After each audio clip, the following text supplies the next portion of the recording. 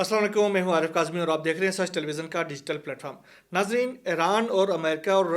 اسرائیل کے درمیان جو کشیدگی ہے اس میں دن بدن اضافہ ہوتا جا رہا ہے، خاص طور پر امریکہ کی جانب سے ایک طرف جو دباؤ کی پالیسی ہے ایران کے اوپر، اور دوسری طرف جو ہے مذاکرات کی بات چیت ہو رہی تھی، لیکن ساتھ ساتھ اب جو دباؤ کی پالیسی ہے اس میں شدت لانا شروع کر دیا ہے۔ اس کی وجہ یہ ہے کہ ایران کے جو حکام ہیں انہوں نے کہ جو حکام کے خاص طور پر ڈونلڈ ٹرمپ کی طرف سے جو دھمکی آمیز جو رویہ ہے، ایک طرف خط لکھ کے مذاکرات کی دعوت اور دوسری طرف دباؤ بڑھانے، اور وہ دھمکی کی اگر آپ نے اس خط کے مندرجات کے اوپر عمل کیا تو ٹھیک، ورنہ آپ کے اوپر ہم دوسرے ٹیکٹکس استعمال کریں گے۔ اس کے بعد سے ایران کی جانب سے اس معاملے کو بہت سیریس لے لیا گیا ہے، اور ایران کی جانب سے مسلسل جنگ کی جو تیاریاں ایک طرف وہ کی جا رہی ہیں، دوسری طرف اپنے جو دوست احباب ہیں ان کو بھی مطلع کیا جا رہا ہے کہ وہ مستقبل میں اگر امریکہ کی جانب سے کوئی کارروائی کی جاتی ہے تو اس کا کیا رد عمل دے سکتے ہیں۔ دوسری اب ایران کے جو حکام ہے، خاص طور پر جو فوجی حکام ہیں، ان کی جانب سے امریکہ کو ایک سخت ترین پیغام جاری کیا گیا ہے۔ خاص طور پر ایران کے جو سپاہ پاسداران قدس ہے ان کی جانب سے کہا گیا ہے کہ اگر امریکہ نے کوئی اس طرح کی حماقت کی ایران کے اوپر حملہ کرنے کے حوالے سے تو اس کے جو اثاثے ہیں، خاص طور پر ریجن کے اندر، مڈل ایسٹ کے اندر، جس میں اگر ہم ذکر کریں ان مڈل ایسٹ کے اندر ان کے جو اثاثے ہیں، ان کا تو خاص طور پر بحرین کے اندر ان کے جو ملٹری اثاثے موجود ہیں، سعودی عرب کے اندر موجود ہیں، یو اے ای کے اندر موجود ہیں، قطر کے اندر موجود ہے، اس طرح عراق کے اندر جو امریکہ کے جو اثاثے موجود ہیں، اسی طرح کویت کے اندر موجود ہیں۔ تو انہوں نے کہا کہ ہم ہر اس ملٹری بیس کو، ہم اس لوکیشن کو جہاں پر امریکی کی موجودگی ہے وہاں پر ہم حملہ کریں گے اور ان کو جلا کر بسم کر دیں گے اور آگ لگا دیں گے۔ تو یہ ایک کلیئر سٹانس امریکہ کی طرف گیا ہے ایران کی جانب سے، جس کے بعد امید ہے کہ آنے والے دنوں میں اس تمام تر جو کشیدگی ہے اس کا سناریو واضح ہو جائے گا۔ دوسری طرف ایران کے ایٹمی پروگرام کے بعد جو دھمکیاں دینا شروع کی تھی ڈونلڈ ٹرمپ نے، اس کے بعد سے چائنا، ایران اور رشیا کی جانب سے جو بیجنگ کی میزبانی میں جو ملاقات ہوئی تھی، یہ بڑی اہم قسم کی ملاقات ہوئی اور فروٹفل ہوئی ہے۔ اس میں خاص طور پر ایران کی جوہری پروگرام کے تحفظ کے حوالے سے تینوں ممالک نے پروس اینڈ کونس کے اوپر بات چیت کی، اور اس کے بعد سے اس کا جو مشترکہ اعلامیہ جاری ہوا ہے وہ بڑا ہی اہم قسم کا مشترکہ اعلامیہ ہے۔ تینوں ممالک نے امریکہ کی ایران پر عائد پابندیوں کے خاتمے کا مطالبہ کیا ہے، اور دھمکیوں کے اوپر انہوں نے مذمت کی، اور انہوں نے کہا کہ دھمکیوں سے باتیں نہیں ہوں گی، اگر بات چیت کرنا ہے تو مذاکرات کے ذریعے بات چیت ہوگی، مسئلے کا حل نکالا جائے، نہ کہ دھمکیوں کے ذریعے۔ تیسرا انہوں نے کہا کہ اس بات پر متفق ہے تینوں ممالک کی باہمی احترام کے اصول پر سیاسی اور سفارتی گفت و شنید سے ہی قابل عمل حل نکالا جائے۔ اگر ایران کے جوہری پروگرام کا اگر حل نکالنا ہے تو اس کا طریقہ کار بات چیت ہے، جس طریقے سے جوائنٹ کمپریہنسو ایکشن پلان کے اوپر جو بات چیت چلتی رہی ہے اس کو بڑھایا جائے۔ اس کے حوالے سے جو روڑے اٹکائے جا رہے ہیں، جس کی رکاوٹیں ڈالی جا رہی ہیں، وہ خود امریکہ کی جانب سے ڈالی جاتی ہیں۔ ٹرمپ کی جانب سے جو اپنے گزشتہ دور حکومت میں جوائنٹ کمپریہنسو ایکشن پلان کا جو معاہدہ تھا، جو کہ حل ہو گیا تھا، کمپلیٹ ہو گیا تھا، مکمل ہو گیا تھا، اس کے کوئی ایشوز نہیں رہے تھے، صلح ہو گئی تھی، معاہدہ ہو گئے، دستخط ہو گئے، لیکن ٹرمپ نے جو ہی برسر اقتدار آ گیا اس نے پہلے اپنے صدارتی خطاب کے اندر ایران کو برائی کا محور بھی قرار دے دیا، اس کے بعد اس معاہدے سے باہر نکلنے کا اعلان کر دیا، اور اس کے بعد جب معاہدے کو اس نے پھاڑ کر ردی کی ٹوکری میں ڈال دیا ہے تو اب ٹرمپ جو ہے وہ کس بنیاد پر، کس منہ سے وہ مذاکرات کی بات کرتا ہے۔ تو یہ جو چیزیں ہیں وہ اب ایران کے لیے ناقابل قبول اس لیے ہوتی جا رہی ہیں کہ ٹرمپ ایک بے اعتبار شخص ہے، اس کے اوپر اعتبار نہیں کیا جا سکتا ہے، وہ ایک سنجیدہ آدمی نہیں ہے، غیر سنجیدہ حرکتیں کرتا ہے۔ تو ایران کے سپریم لیڈر نے بھی یہی کہا تھا کہ ایک غیر سنجیدہ شخص کے ساتھ کوئی مذاکرات نہیں ہو سکتے۔ ہم تو مذاکرات میں بیٹھے رہے ہیں، ہم نے بات چیت کی ہے، لیکن جو شخص جس نے اس تمام تر بات چیت کا سلسلہ ہی ختم کر دیا، اس کے ساتھ مزید کیا بات چیت ہو سکتی ہے۔ ایران کے صدر جو مسعود پزشکیان ہیں، انہوں نے بھی یہی کہا کہ جو تم نے کرنا ہے وہ کر لو، کر گزرو، ہمارے لیے کوئی ایشو نہیں ہے، ہم تمہیں بیئر کرنے کے لیے تیار ہیں اور ہم تمہارے ساتھ بات چیت کرنے کے لیے کوئی انٹرسٹ نہیں رکھتے۔ یہ کچھ چیزیں ایران کی جانب سے سامنے آئی۔ دوسری طرف عراق کے اندر سے ایک بڑی خبر سامنے آ رہی ہے، خاص طور پر عراق میں جو حکام ہے، عراق کے وزیر اعظم ہے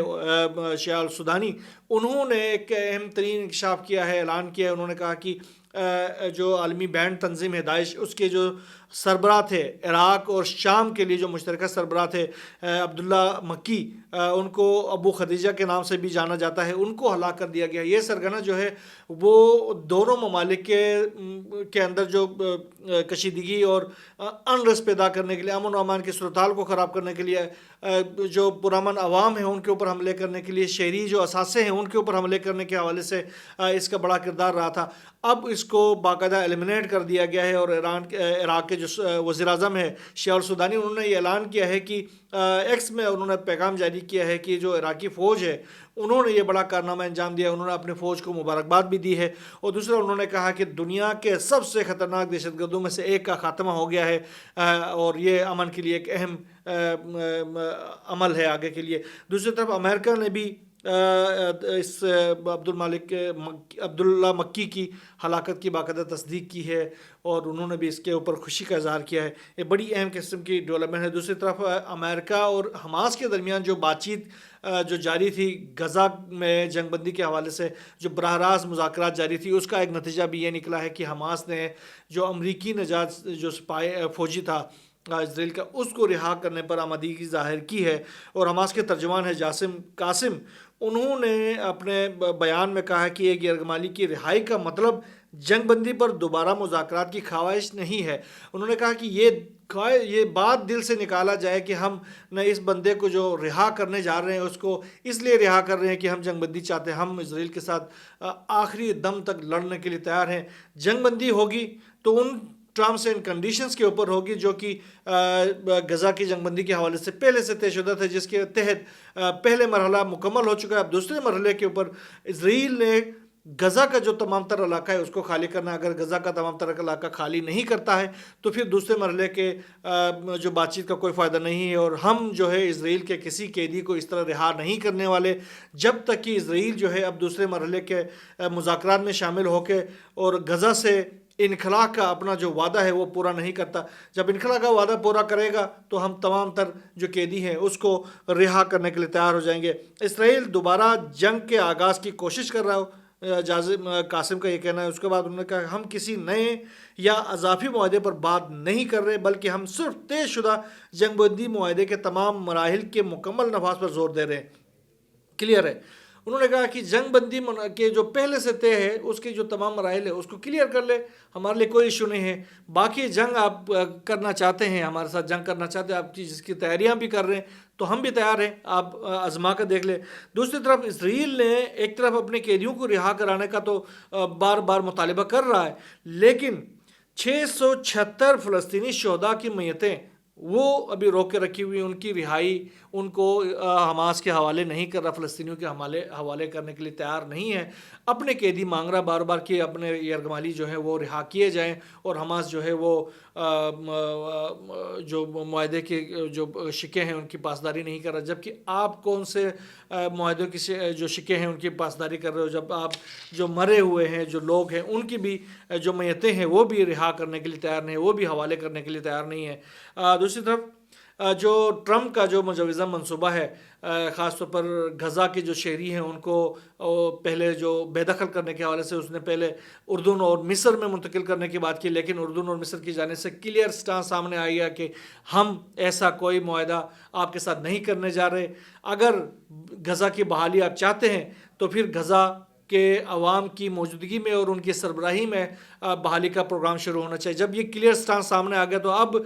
ٹرمپ اور اسرائیل نے دوسرا حربہ آزمانا شروع کر دیا۔ انہوں نے افریقی ممالک سے مذاکرات شروع کر دی ہیں تاکہ افریقی ممالک ہے، چاڈ ہے، سوڈان ہے، اور اس طرح مختلف ممالک جو ہیں وہ اگر وہ راضی ہو جائیں تو جو فلسطینی ہے غزہ کے ان کو اٹھا کر وہاں منتقل کیا جائے۔ بہرحال ممکن یہی ہے، امکان یہی ہے کہ جو افریقی ممالک کے جو غیور عوام ہیں وہ بھی اگر وہاں کی کوئی حکومت اس طرح اگر تھوڑی سی راضی بھی ہو جاتی ہے تب بھی وہاں کے جو غیور عوام ہیں وہ اس کو کبھی برداشت نہیں کریں گے، اور ٹرمپ اور نیتن یاہو کو اس میں بھی ناکامی کا سامنا کرنا پڑے گا۔ دوسرا، غزہ کی تعمیر نو کے حوالے سے جو عرب جو ایک ایجنڈا سامنے آیا تھا عرب لیگ کا، اس کے حوالے سے برطانیہ، اٹلی، جرمنی، فرانس کی جانب سے اس کی باقاعدہ توثیق کی گئی، اس کی حمایت کی گئی ہے اس اقدام کی، اور انہوں نے یہ کہا ہے کہ ضروری ہے کہ بحالی اور تعمیر ہونے کی کوششیں ایک مضبوط سیاسی اور سیکیورٹی فریم ورک کے اندر کے زیر اثر ہوں، اور جو اسرائیلیوں اور فلسطینیوں دونوں کے لیے قابل قبول ہوں، اور جو تمام فریقین کے لیے طویل مدتی امن و سلامتی کو یقینی بنائے۔ لامالہ اس کے بغیر کوئی امکان نہیں ہے، جب تک کہ آپ یہ تمام جو ہیں جو چیزیں ہیں اس کو لے کے آگے نہ چلیں۔ اگر یک طرفہ کوئی بھی کارروائی ہوگی وہ نہ تو حماس کے لیے قابل قبول ہوگی، نہ فلسطین کے شہریوں کے لیے قابل قبول ہوگی، نہ ہی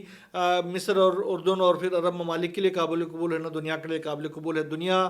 امن چاہتی ہے، اور امن کا جو واحد راستہ ہے وہ مذاکرات اور ان لوگوں کے جو حق کی ملکیت ہے اس کے احترام کرتے ہوئے آگے بڑھنے میں ہے۔ دوسری طرف ٹرمپ کی جانب سے اپنی جو کوششیں کی جا رہی ہیں، خاص طور پر دنیا کے اوپر اپنے ہیجمنی کو برقرار رکھنے کے حوالے سے، اس حوالے سے ایک بڑا اہم جو سٹیپ ہے وہ مزید آگے سامنے آنے والا ہے۔ خاص طور پر ٹرمپ انتظامیہ کی جانب سے پاکستان سمیت تقریباً 43 ممالک کے اوپر سفری پابندیوں کی تجویز سامنے آئی ہے، جن میں 10 ممالک کو اورنج لسٹ میں شامل کرنے کی تجویز دی گئی ہے۔ ان اورنج لسٹ والے ممالک میں پاکستان بھی شامل ہے، بیلاروس شامل ہے، ہیٹی ہے، میانمار، روس اور ترکمانستان کے علاقے شامل ہے۔ اس لسٹ میں شامل ممالک کے شہریوں کو امیگرنٹ اور سیاحتی ویزے محدود کیے جائیں گے، اور اورنج لسٹ میں شامل ممالک کے جو کاروباری مسافر ہیں ان کو کچھ شرائط کے ساتھ امریکہ میں داخلے کی اجازت دی جا سکتی ہے۔ یلو لسٹ ہے جس میں 22 ممالک کو شامل کیا گیا ہے۔ ان ممالک میں شامل ممالک کے جو شہری ہیں ان کو تحفظات دور کرنے کے لیے 60 روز کا وقت دیا جائے گا۔ اگر 60 روز کے اندر یہ جو یلو لسٹ کے جو شہری ہیں وہ اپنے جو امریکی تحفظات ہیں ان کو میٹ کرتے ہیں تو پھر ان کو امریکہ میں داخلے کی اجازت دی جائے گی۔ یہ کچھ ڈیولپمنٹ سامنے آئی ہے، تو آنے والے دنوں میں اس کے جو مضمرات جو ہیں وہ بھی ان ممالک کے اوپر اثرات پڑیں گے۔ دوسری طرف ہم رخ کرتے ہیں بھارت کا۔ بھارت میں ایک بڑی ڈیولپمنٹ یہ ہے کہ بھارت میں جو عدم برداشت کی جو کیفیت بڑھتی جا رہی ہے مودی سرکار کی گورنمنٹ کے اندر، خاص طور پر اقلیتوں کے حوالے سے جو عدم برداشت بڑھتی جا رہی ہے، ان کے خلاف جو تشدد بڑھتا جا رہا ہے اس میں مزید اضافہ ہوتا جا رہا ہے۔ خاص طور پر اسلاموفوبیا اور اسلام کے مسلمانوں کے خلاف جو تشدد کے جو ایکٹیویٹیز ہیں وہ روز بروز ان میں اضافہ ہوتا جا رہا ہے۔ اب جو رمضان المبارک کے اندر خاص طور پر مسلم جو امہ ہے وہ مسلمان جو ہیں وہ خاص طور پر تراویح پڑھتے ہیں، مساجد میں جاتے ہیں، افطار اور سحری اور دیگر اقدامات کرتے ہیں، تو اس کے حوالے سے بھی وہاں کے جو انتہا پسند گروپس ہیں وہ تنگ کرنے کی کوشش کرتے ہیں۔ ابھی خاص طور پر راجہ پور شہر ہے انڈیا کے، وہاں پر ہندو انتہا پسندوں کی ایک بہت بڑی تعداد نے خاص طور پر تراویح کے دوران مسجد پر حملہ کر دیا، اور وہاں پر جو تراویح میں مصروف جو مسلمان تھے ان کو زد و کوب کا نشانہ بنایا اور ان کو تراویح نہیں پڑھنے دی۔ تو یہ جو اقدامات ہیں وہ مودی کے جو حکومت کے دوران مزید بڑھتے جا رہے ہیں، تو عالمی جو کمیونٹی ہے اس کو ان چیزوں کے اوپر مودی کو کم از کم اکاؤنٹیبل بنانا چاہیے۔ خاص طور پر ڈونلڈ ٹرمپ جو کہ اگر وہ عدم تشدد کے حوالے سے کوئی کام کرنے کے لیے تیار ہیں تو پھر ان کو دیکھنا چاہیے کہ بھارت کے اندر کیا کچھ ہو رہا ہے۔ مودی کی گورنمنٹ کے اندر اس کے جو انہوں نے جو اپنی حکومت سے ایفیلیٹڈ جو شدت پسند تنظیمیں ہیں ان کو کس حد تک آزادی دی ہے کہ وہ خاص طور پر اقلیتوں کے حوالے سے مسلمانوں کی بات نہیں ہو رہی، مسلمانوں کے اوپر تو عرصہ حیات تنگ کیا ہوا ہے۔ دوسرے جو غیر مسلم جو سیکٹس ہیں وہاں پر موجود مذاہب ہیں، کرسچنس ہیں، اس طرح دیگر ہیں، ان کے خلاف بھی جو انتہا پسند ہندوؤں کی جانب سے جو ایکٹیویٹیز ہیں وہ اسی طریقے سے جاری ہیں، جن کو روکنا بہت ضروری ہے۔ بہرحال جو بھی نئی ڈیولپمنٹس ان تمام ریجنز کے حوالے سے سامنے آتی رہیں گی انشاءاللہ ہم آپ سے شیئر کرتے رہیں گے۔ یہاں بس اتنا ہی، اللہ حافظ۔